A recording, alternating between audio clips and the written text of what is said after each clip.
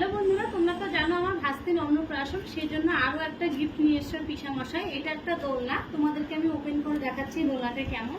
তো এই যে দেখো,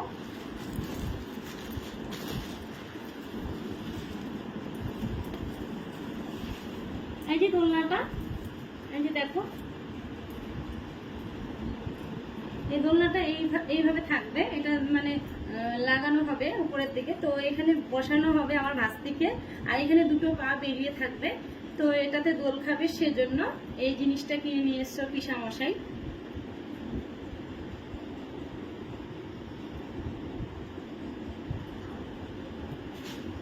তারপর আরো একটা জিনিস কিনেছে, এই যে দেখো একটা সোফা কিনেছে বাচ্চাদের বসার জন্য। কি সুন্দর কিউট একটা, দেখো এখানে পুতুল দেওয়া আছে, খুব সুন্দর লাগছে। এখানে বসানো হবে, এখানে ভাস্তি বসবে, এই যে এখানে অ্যালার্ম দেবে।